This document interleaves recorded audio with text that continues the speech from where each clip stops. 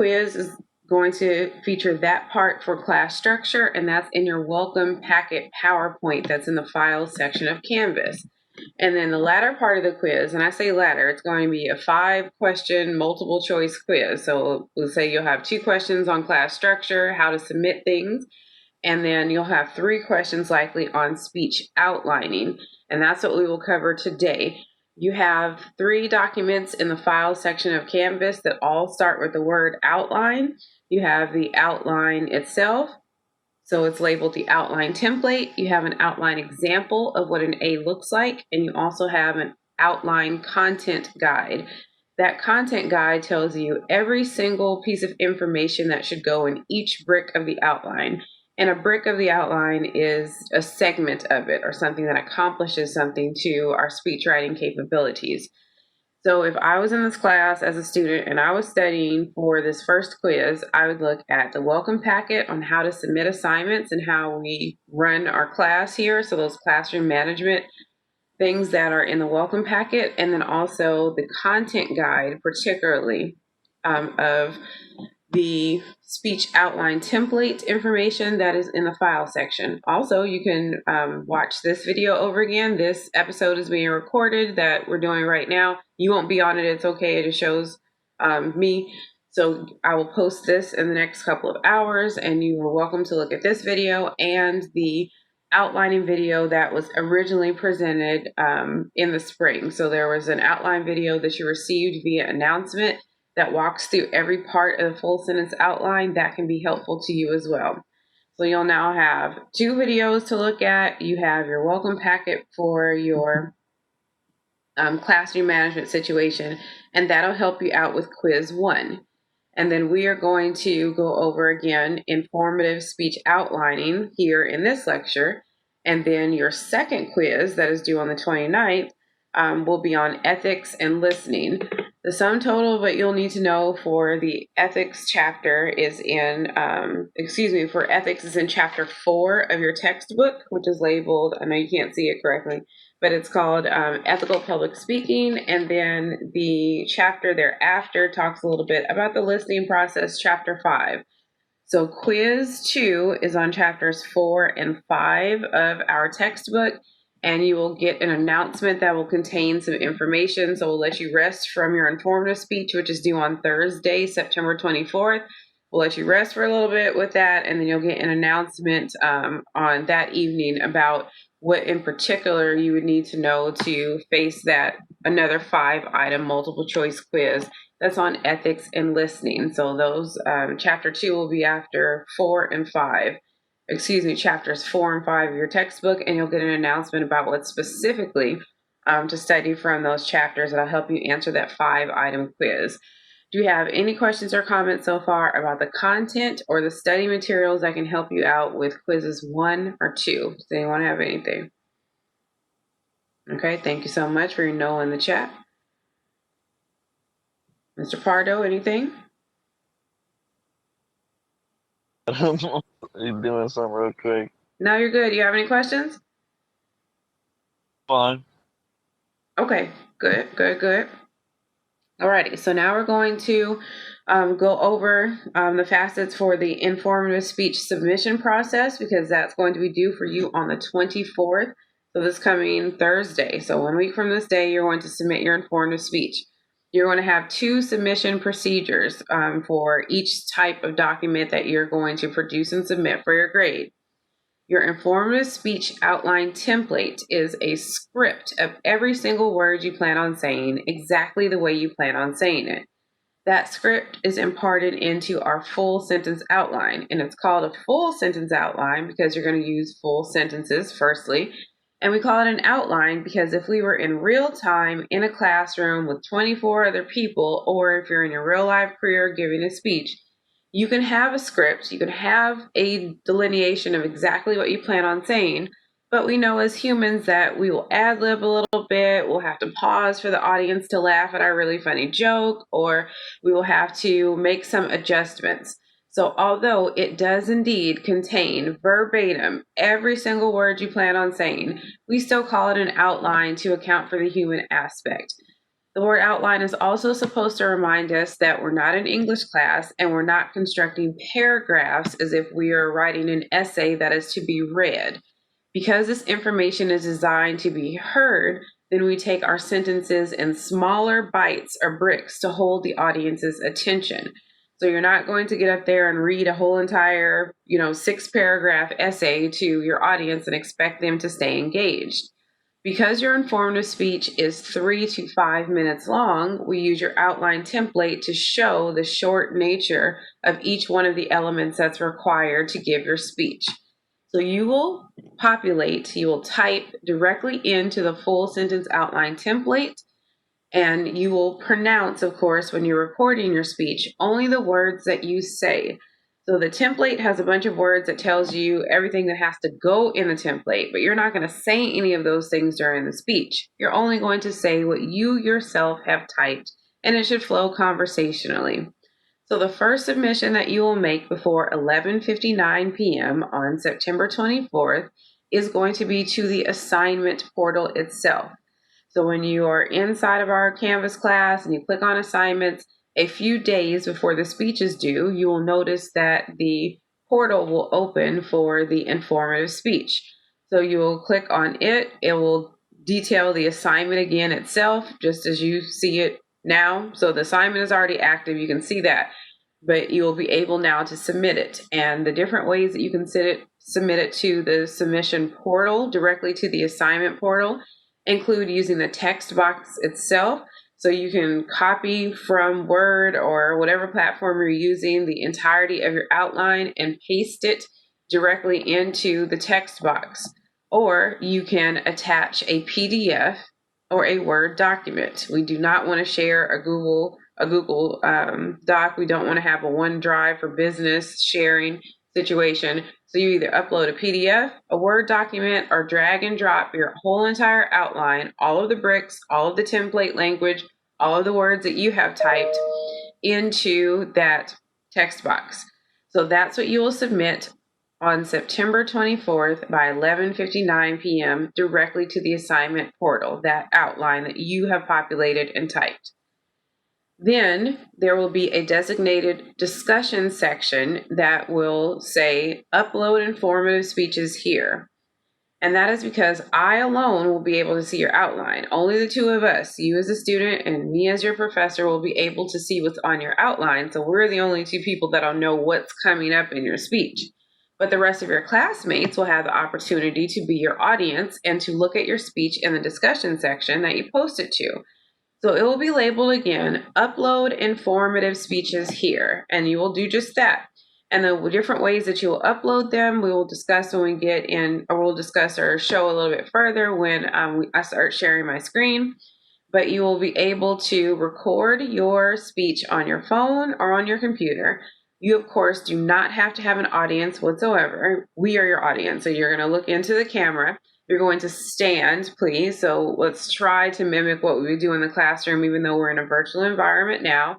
So you're going to stand and you will have transferred over to a set of index cards all of the words that you would like to from your full sentence outline.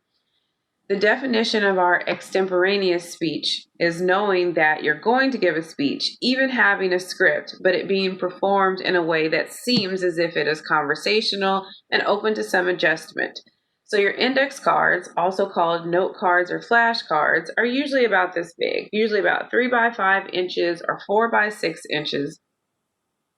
And you may handwrite or you may type, or however you get your speech from the outline form to your cards is up to you. You may use as many cards as you like to, or as few as you like.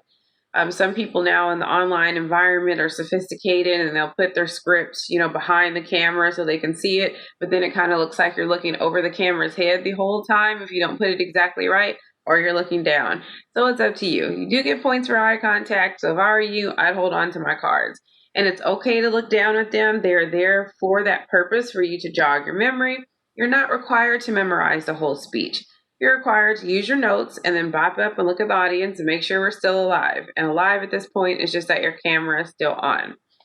So you will submit your recording, both audio and visual. So you will have one recording that records your voice and also that we can see you standing as you give your speech from your note cards, not with your outline in the shot, but your outline as transferred over to your note cards. And that will last 3 to 5 minutes. If you're interested in the grading rubric, we will also show that when I share my screen momentarily, so you can use it sort of as a checklist. You don't have to do anything else with it, or you're welcome to look at how many points each thing is worth. For instance, your eye contact, which is usually real live eye contact amongst your classmates, is now all delegated to the camera being able to pick up your eyes. So as long as you look at your note cards and then you bop up and look at the camera and make sure that we're still okay, then that's 5 points just for eye contact. Your outline being correct is 15 points, and the template is really all done for you. All you have to do is plug in each one of your imperatives. So that's an off top 15 points that you get just for that. So you're welcome to look at the speech evaluation form, which is that grading rubric, to get a little bit of help, such as a checklist that you can use. But we want to make sure that we can hear you clearly on the video. And just as the assignment portal itself will open a couple of days before the speech is due, so will that discussion post. And you will be able to get it up there, and it'll stay open for the next day as well, even though the due date is the due date, which is September 24th. So as long as you have it in by 11:59 p.m., you'll get full credit. But if the world falls apart and you couldn't get it in there until after, the clock strikes midnight, then you still submitted it. You'll have a penalty or point deduction for it being late. And we can also, even everyone that is on time is able to go into that discussion section that you posted your speeches to and get some extra credit by commenting on some of your classmates' speeches, by saying, oh, this is a great speech about the Grand Canyon. I had no idea what mobile air conditioners could do. Look it, now I know how to thread eyebrows. Thank you so much. So you're welcome to comment on those speeches, and then you're welcome to get some extra credit for that. Do we have any questions or comments as we now know the logistics of the assignment? I apologize. I asked for questions and comments, but let me make sure that we recap it really quickly. So we have a speech that's informative. You may select any topic that you like as long as it meets the purpose of informing the class. So your informative speech of any topic of your choosing has to fall in the range of 3 to 5 minutes. Usually, if we're in class together, that can be a squirrely thing that even if we rehearse our speech and time it, we can be worried about it falling out of the range. And you will lose 5 points if you submit a speech that is under 3 minutes or over 5 minutes. However, now that you have the ability to rehearse your speech as many times as you like to, and now record that speech as many times as you like, we really don't have a good reason for it to fall outside of that 3 to 5 minute range. So this speech is informative, topic of your choosing, 3 to 5 minutes long, and you will submit 2 items in order to get full credit by 11:59 p.m. on September 24th, which is a Thursday. That's 1 week from this day. You will submit directly to the informative speech assignment portal your populated full sentence outline template. It is located in the files section of Canvas, which we'll see shortly. And you may also get a Word document of it that is from a Learning Web link that was sent out in an announcement when you enrolled in this class. We only want to use that official outline that has been sanctioned by the National Communication Association. So if you're in Microsoft Word and it says, hey, it looks like you're making an outline, can I help? Tell it no, stay out of my business. I'm using the speech outline here. I'm trying to get full credit. So do not recreate the wheel. Do not go online and find another outline. This is the outline that is required academically for this class. So find that again in the file section labeled outline template, or if you prefer it in a different format that's still a Word document, or you have some downloading trouble, then you can also get it off of the Learning Web under the folder that's called Speech Assignments, and it just says Word document outline template. So you can grab it there as well, but remember, it's already in the file section. You will type directly into that speech outline template and submit that to the assignment portal by 11:59 p.m. on 9/24. And then, and you'll do that via Word document or PDF. We're not trying to share a Google Doc or anything that requires permission or sharing because the system might reject it. Then we are going to go over to the discussion section that will be labeled Upload Informative Speeches here, and your recording that you have taken of you standing with your index cards, giving your 3 to 5 minute speech where we can hear your voice clearly and we can see you. That will be saved to your device and then uploaded or attached to a reply to that discussion post. If you take sort of, the around the way routes to do this thing and you save your speech to your device and then then upload it to YouTube and drop that link in a reply, just make sure that it's set to public so I and your classmates will be able to see the speech. Now, and thank you for indulging me, do we have any questions or comments about any of the information that we've gotten about speech submission for your informative speech? Anyone have anything? If it's no, say no if you can. Nope. All right, nope. And do we got another note? And if you do have a question, you're welcome to put it in the chat or let me know if you got something. Okay, give me just one bit because I'm now going to start sharing my screen. So we're going to get to our Canvas segment.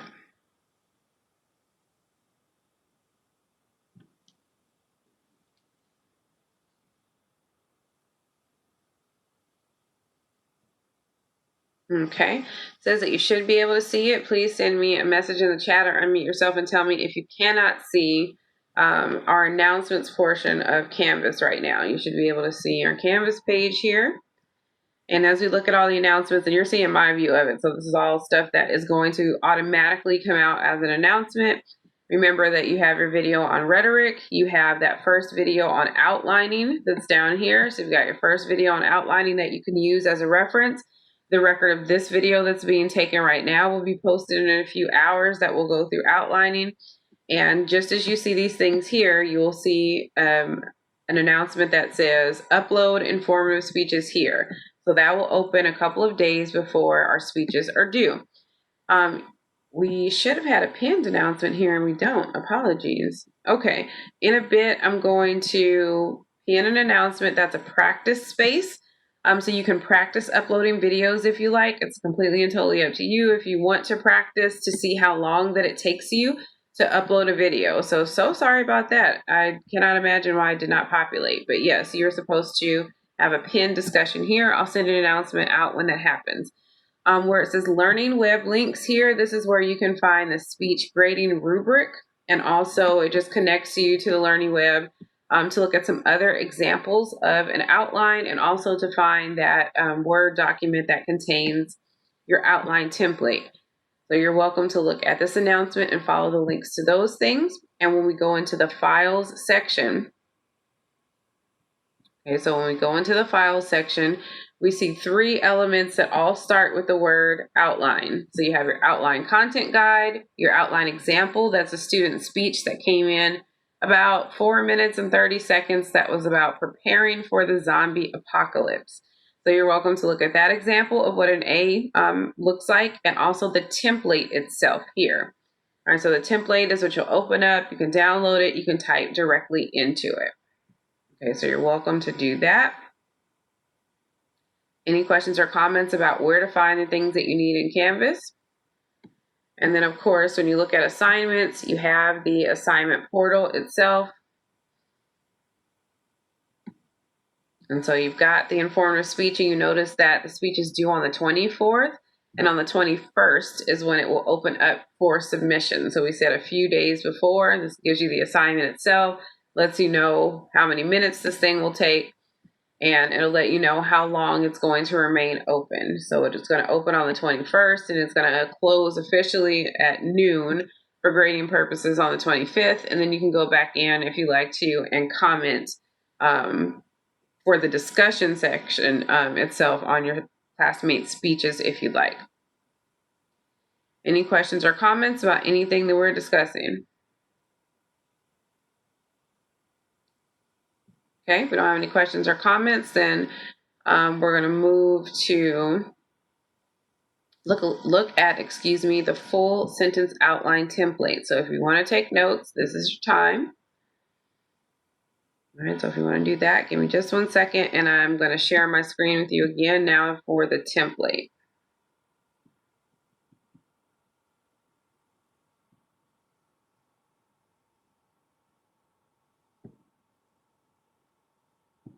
Okay, you should be able to see the full sentence outline template. If you cannot, please unmute yourself and tell me, or send me a message in the chat that tells me that you cannot see it. Our speech outline template is the official script of your speech. Students always ask, do I have to say exactly what's on the template? And I never understand that. I guess that I'm, just a speechwriter and that's how it is. But it is there to help you, to save you. So yes, you don't have to have Freestyle Friday, think about it off the top of your head. You have typed out what it is that you want to say and organize yourself. And I guess another reason that I have trouble with it is because your professor is long-winded. I am a rambler, as you can tell. So if I don't discipline myself by putting down exactly what I want to say, the way that I want to say it, then I'm going to go all the way off script and hurt my own grade if I'm in a graded speech opportunity.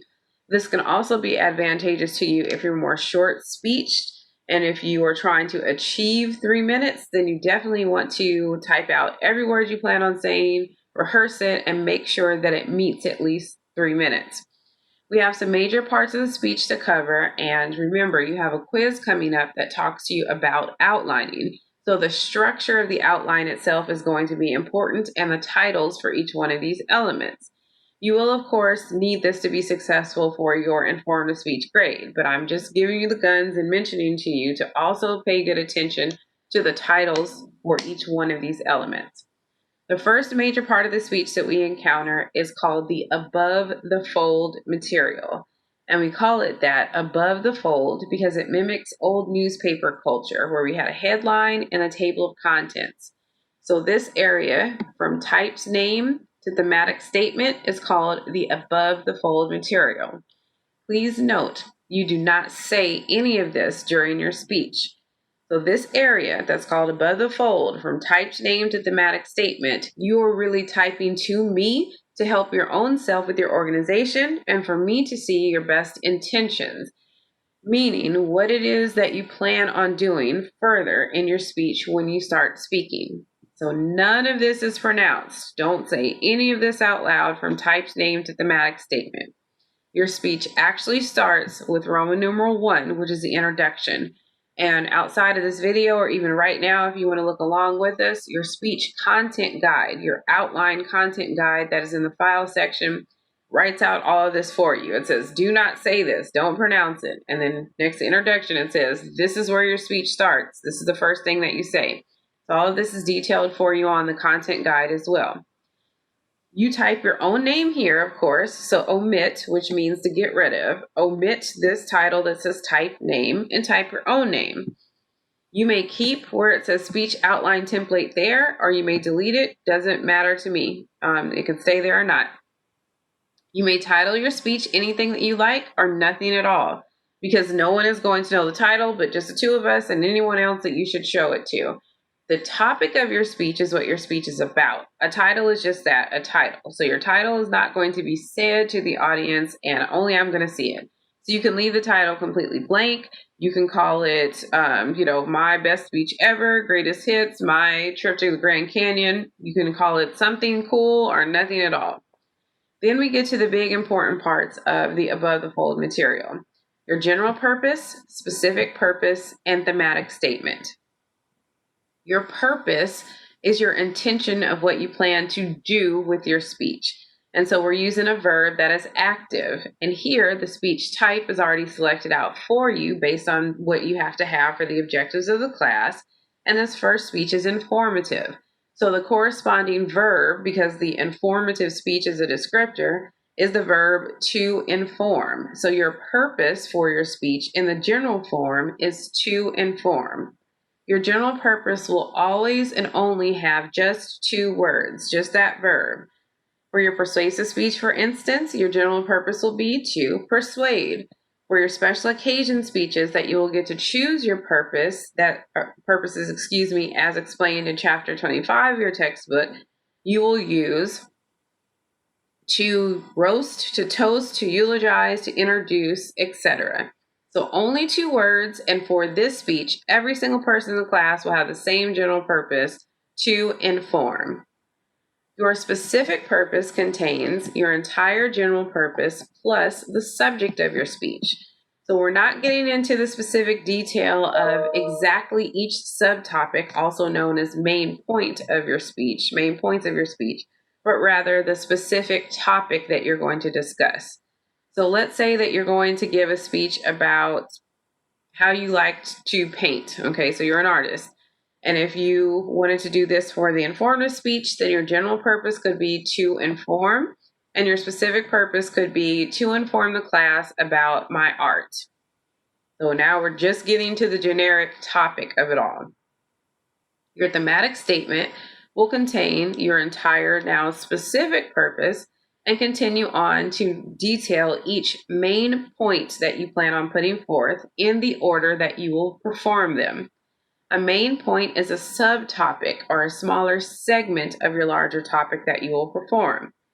Write this down or take a note because it concerns you. The minimum number of main points that you must have for the informative speech is 2. So you must have at least 2 main points. If you're talking about your art, for instance, your thematic statement could say, I will inform the class about art, including my watercolor paintings and my interest in sculpture. That's 2 main points. It's 2 at minimum. You may have 3 main points, 4 main points, but please understand, the greater the amount of main points that you will have, the fewer amount of moments that you will get to speak those main points, meaning that you'll actually get to operationalize them in the speech.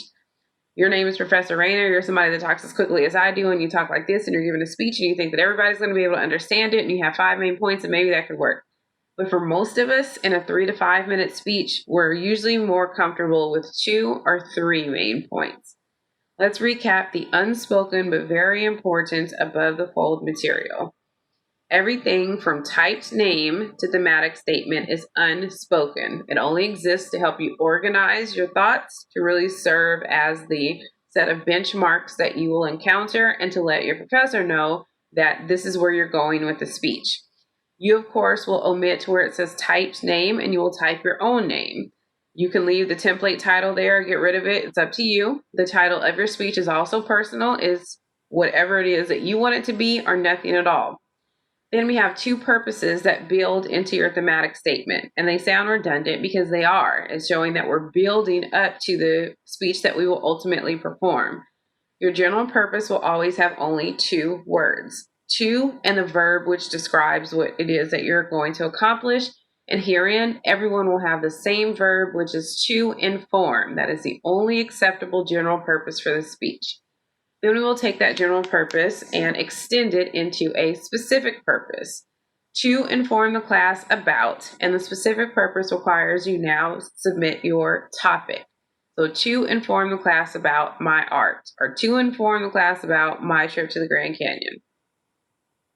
And then lastly, in the above the fold material, we have your thematic statement, where you will put forth your entire specific purpose plus each main point that you plan on exacting in the order that you will perform them. So in your thematic statement about art, we gave the example that you could say, I will inform the class about my art, including my watercolor paintings and my interest in sculpture. That means in the introduction, where we have another thematic statement, this time that is spoken, those main points need to keep exactly that same order. First, watercolor painting, and then my interest in sculpture. And then when you perform them in the body of the speech, you're talking about painting watercolors first and then sculpture. So it's very stringent and rigid that all of these things have to stay in exactly the same order. Questions or comments about anything concerning the above the fold material? Welcome to unmute yourself or to send something in the chat if you like. Questions or comments? Okay, now let's move to the 3 major parts of the speech. And remember, everything that we say here concerns you because you'll have an outlining quiz and you just need to know how to make it great for your outline itself. Okay, so now we have Roman numerals 1, 2, and 3. Roman numeral 1 is your introduction. Roman numeral 2 is your body, which is the longest part of your speech. And Roman numeral 3 is your conclusion, which is the shortest part of your speech. If we are trying to build our speech for time, making sure, that we stay within our 3 to 5 minutes, your introduction really shouldn't take longer than about 30 seconds, maybe to 45 seconds. If you spend an entire minute in your introduction for an informative speech, that's a little bit long. And then in the body, each one of the main points that you put forth should take about a minute or a minute and a half to describe. And then your conclusion can be just a matter of seconds because you're really recapping information. You're not going into the specific level, of detail that you did throughout the body, but instead just going through those major main points over again. Next to the word introduction, where you see Roman numeral 1. So in the space that's next to introduction, you should type, hello, my name is, hi, my name is, it's your girl, it's your boy again, and then say your name.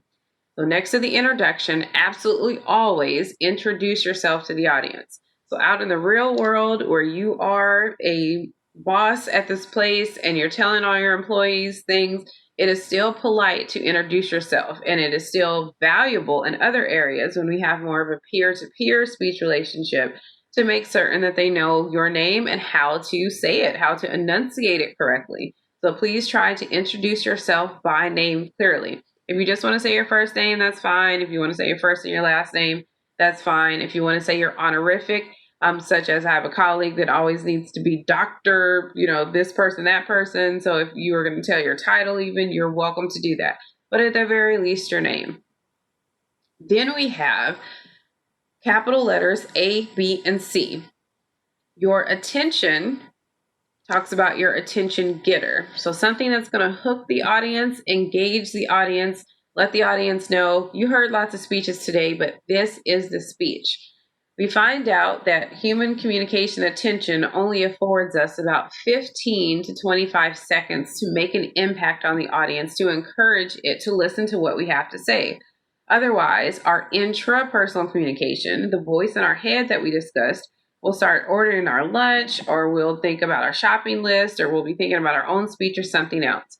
So an attention getter can be a real question that you ask the audience to engage them, a rhetorical question that is not designed to be answered in real time, but to just be contemplated. You can give us a quote, a statistic, you can tell us a joke, and even if it's not a good joke, we'll feel sorry for you and try to listen to the rest of what you say anyway. So think of something to say that is going to match your topic, or something that's fun to start out with. If it's a somber speech, of course, you don't want it to be fun and upbeat, but maybe you tell us this is going to be very important to you and your lifestyle. So something that gets our attention, that is A. And of course, remember, you're going to type what it is that you plan on saying, and that is all that you enunciate during your speech. So next to the word introduction, where you say, hello, my name is Professor Rayner, you're not going to say introduction, hello, my name is Professor Rayner. Attention, may I have your attention, please? You're not going to say those titles. You are only going to say those things that you yourself type. Your credibility statement is very important. It's one of those imperatives that students have a little bit of trouble with, so we want to make sure that we have a good understanding of our credibility statement.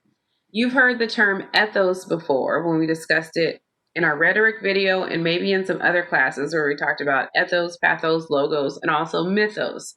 So your ethos is your character, credibility, authority over the topic, or believability.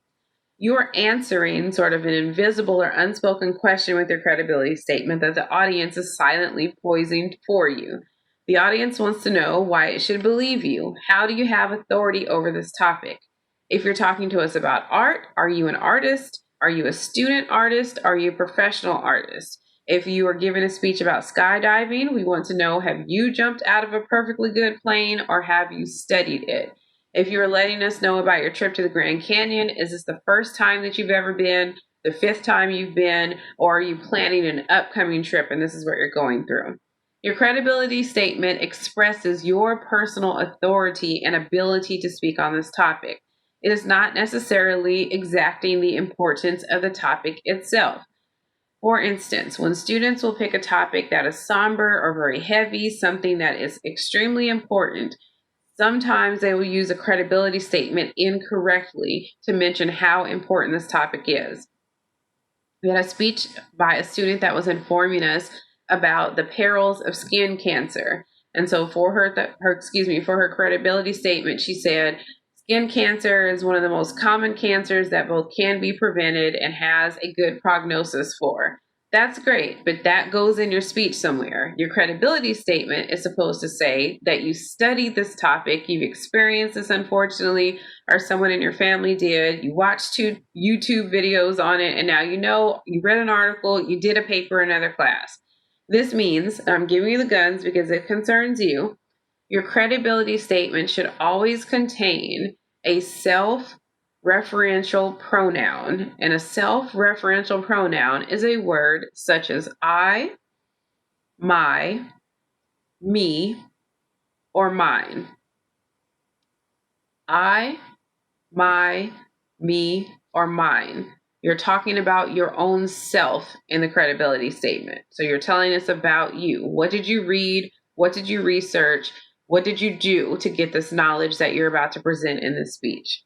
Credibility statement should contain the words I, my, me, or mine. Talk about yourself in that moment.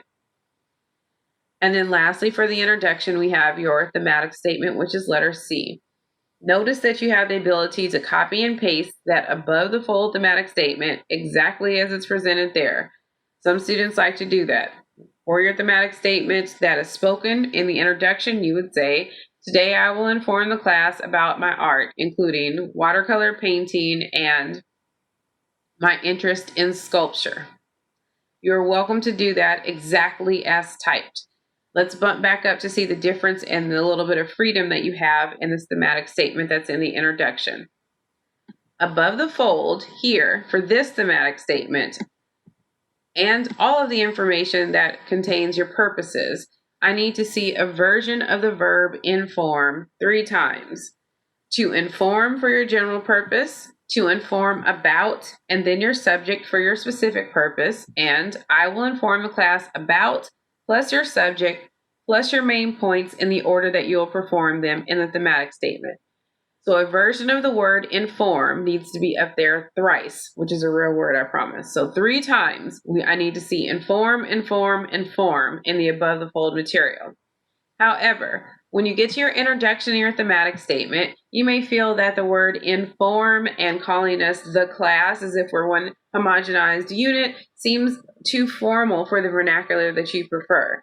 We are trying to make this conversational. We want to make it casual and easy. If you would like to speak to the class saying your main points still in order, because that's most important, but exchanging a synonym for the word inform or a pronoun for the phrase the class, you're welcome to do that. In practice, it may sound like, today I will discuss my art with you. I will first tell you about my watercolor paintings, and then I'll tell y'all about my interest in sculpture. That would be completely fine, and that will get you an A.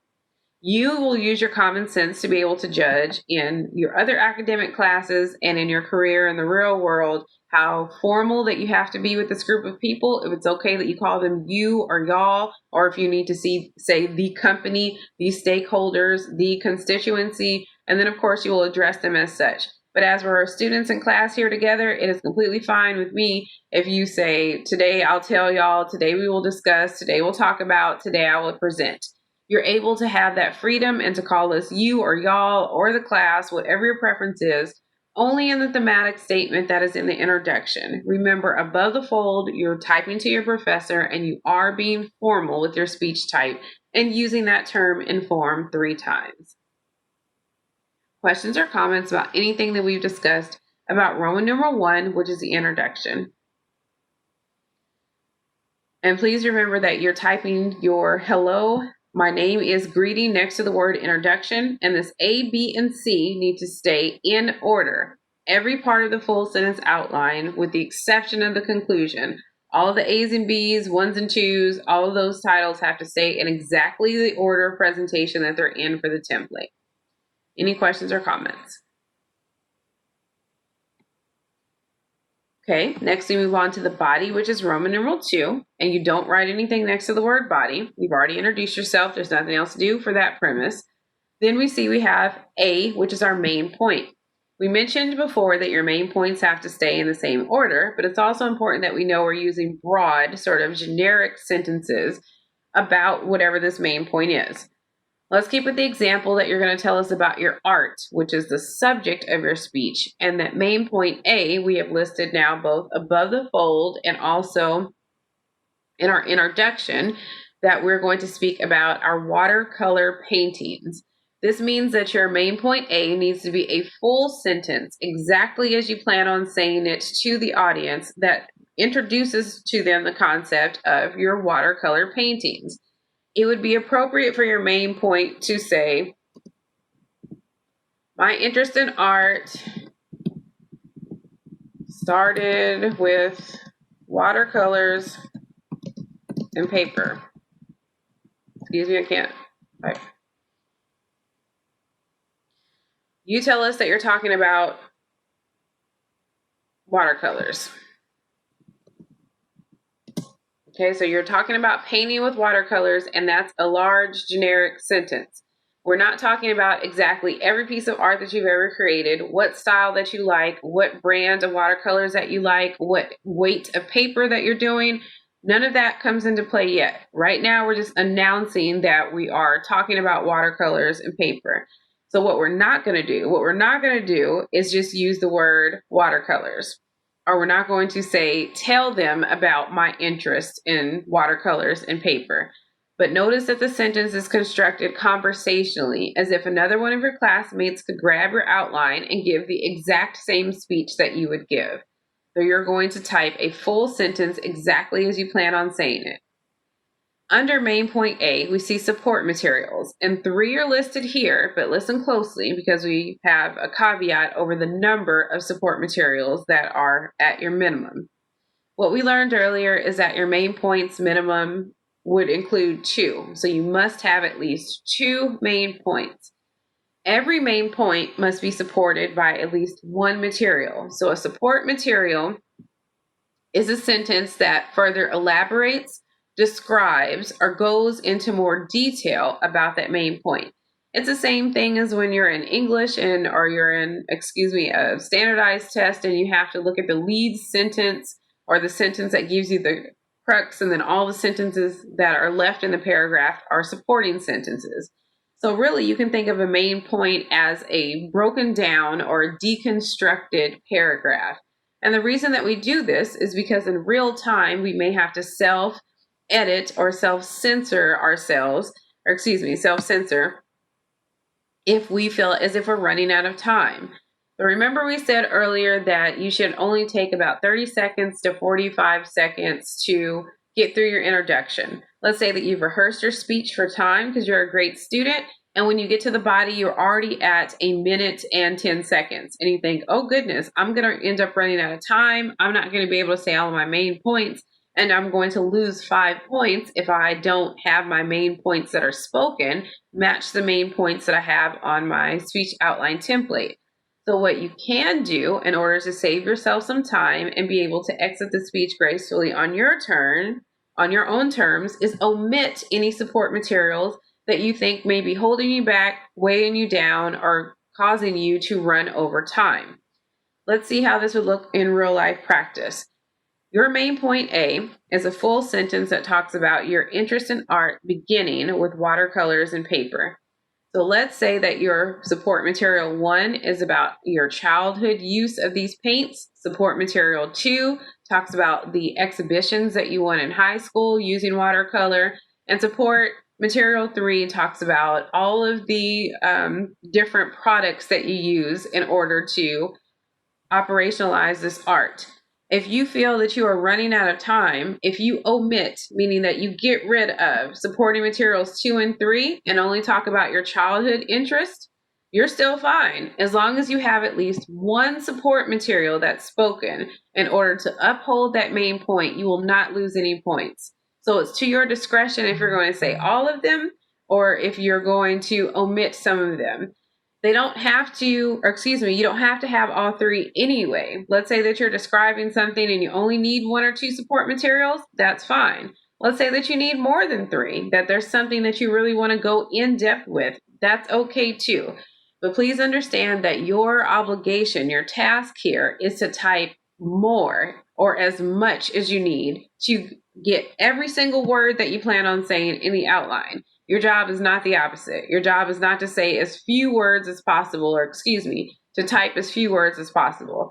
So this is why we're not going to use for our main point watercolors. And the support material is not supposed to be childhood, awards, products. So we're not writing just those short words, but the entire sentence that we plan on saying. We really need to have no more than one or two sentences per main point or support material.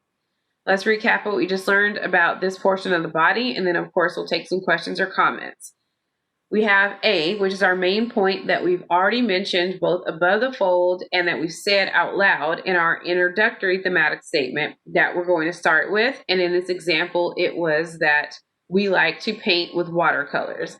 We need for main point A generic broad sentence that introduces to the audience that everything that they're going to hear for the next few moments is going to be all about watercolors and paint.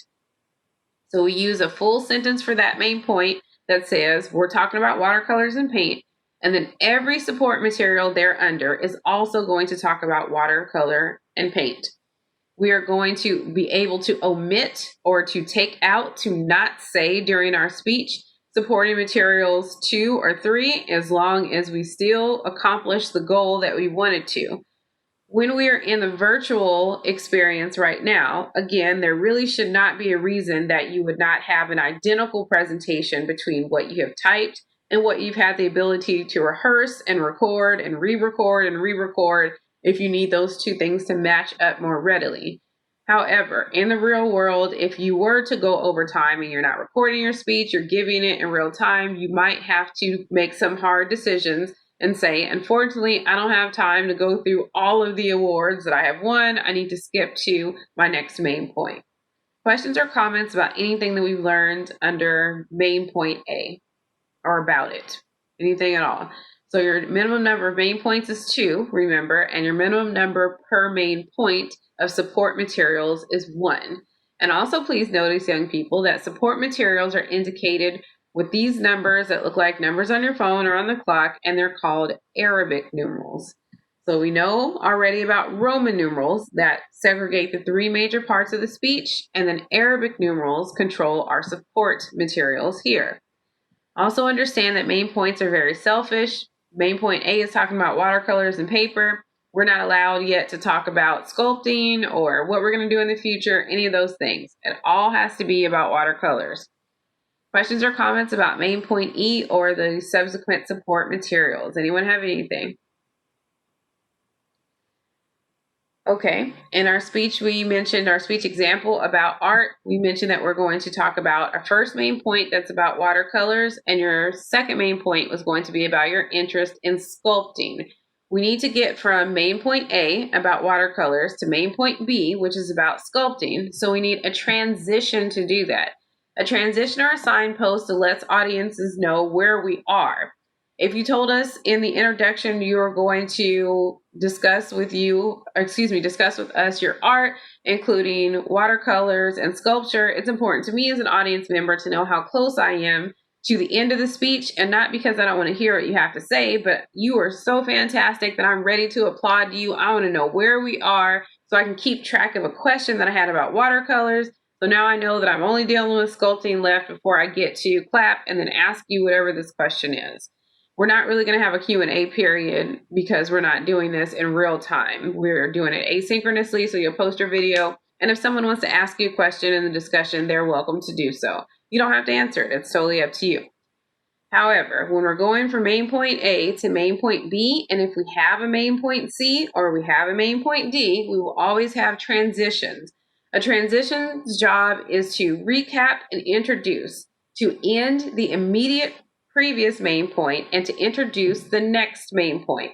And we want to do so explicitly, meaning we don't want to say, now that I'm done with this, let's talk about that, because then we're a little bit lost as an audience of trying to remember what is the last thing we're talking about and what is the thing that's supposed to be coming up.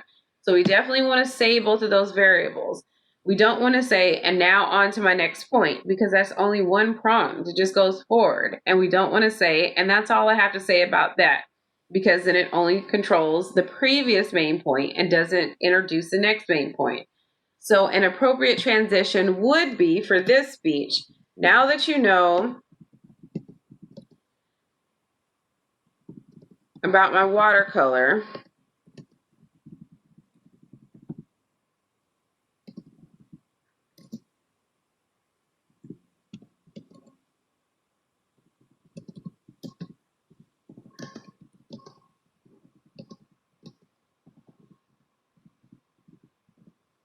okay. So now that, I can never type, young people, so sorry. Now that you know about my watercolor art, I'd like to tell you about sculpting. There it is. Just a transition, a full sentence that says, we were talking about this, and now we're going to talk about this other thing. But of course, again, we're not using this and other thing. We're using the exact words that we have for our main points. And again, we should have no more than 1 or 2 sentences. If we can accomplish it in 1 sentence, that's great. If we cannot, then we can use about 2 sentences. We're never going to put any new information in a transition, never any new information in a conclusion. So a transition only contains the main points we've already discussed in our introduction thematic statement, and we only have to do the immediate previous and the one that's impending. Meaning, if we should have a main point C, if we do, we're just going to copy and paste support material in order to complete the set here. But let's say that our speech has 3 main points, and we want to talk about our watercolor art, our sculpting, and our HCC Art Gallery exhibit that's coming up. So we have 3 main points. Then we would have another transition that would say, now that you have heard about my sculpting, or you know that I'm not a great sculptor, but I'm a sculptor with passion. And the cool thing is that HCC is going to exhibit my art. And that's how we know we're going into main point C. That's going to be about the art gallery exhibition. This main point would still need to say something about sculpting. We still have to mention it. So we're not leaving the main point blank. You've said in the transition, now that you know about my watercolor art, let me tell you about my sculpting.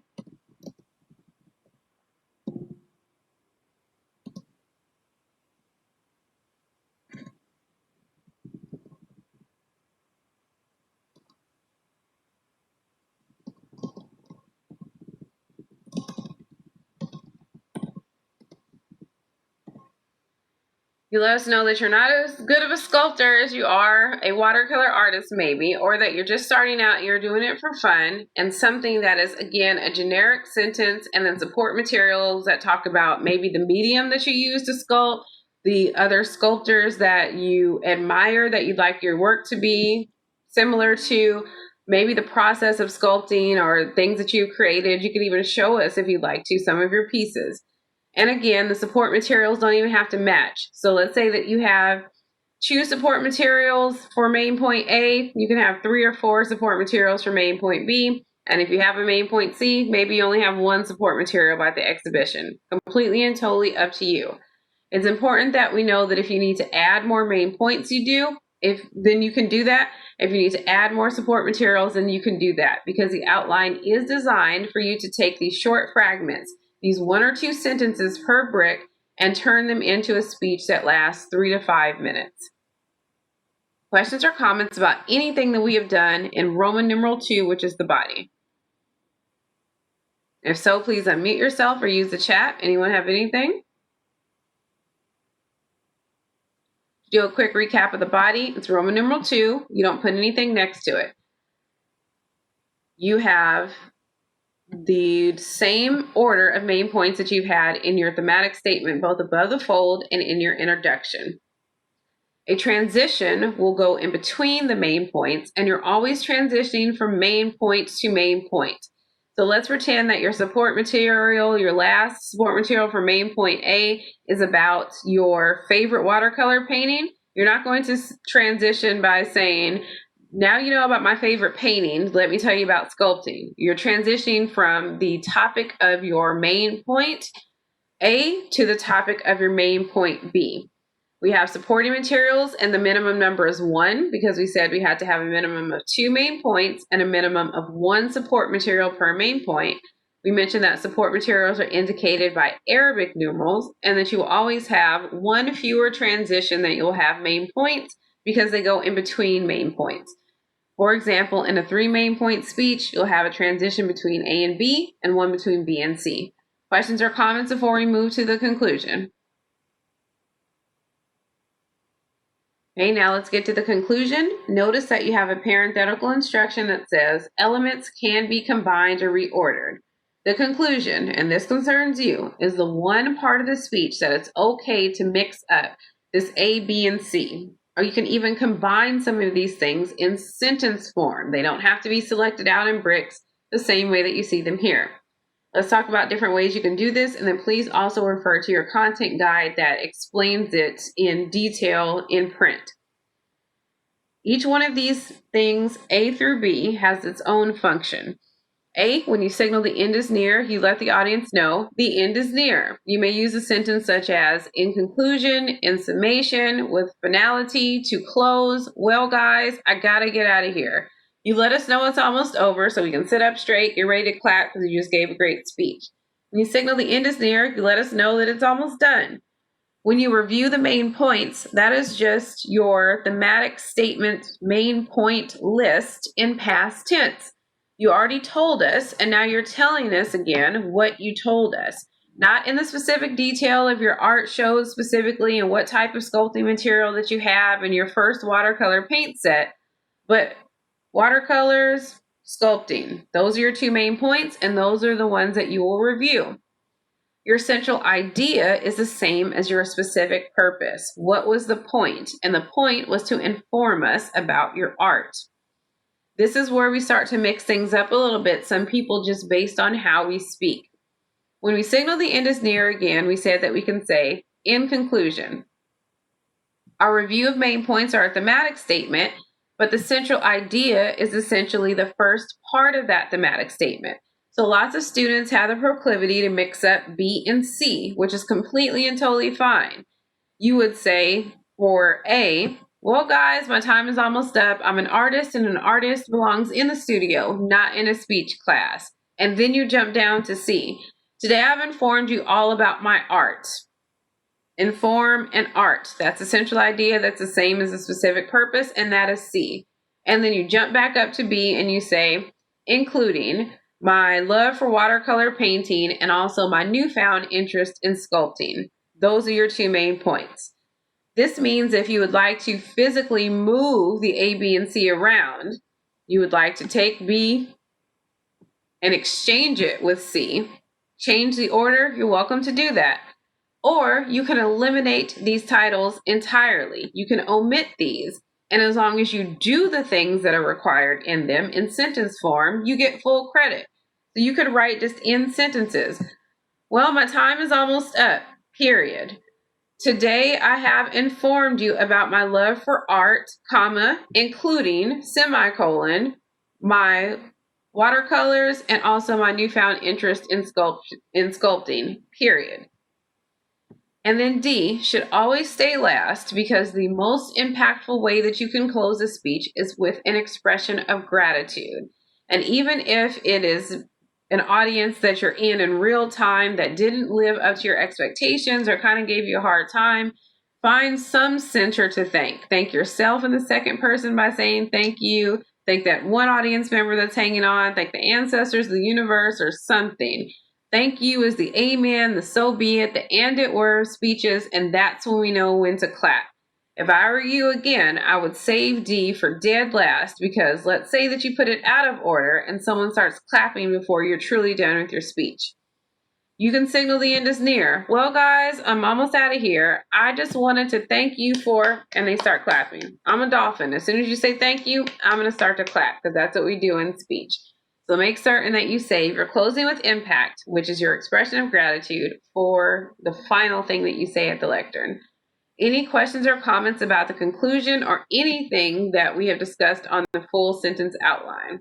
Anyone have anything at all before we stop sharing this screen? Okay, if you have any questions, you're welcome to put them in the chat, or again, you're welcome to unmute yourself if you have any questions. Let's remember again that in a few hours, I will send you an announcement letting you know that this video is prepared. This video is going to be posted.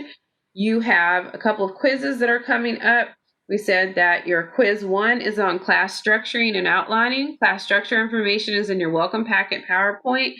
The outlining session that was given today and also your content guide that's in the file section will be a very big help to you for quiz 1.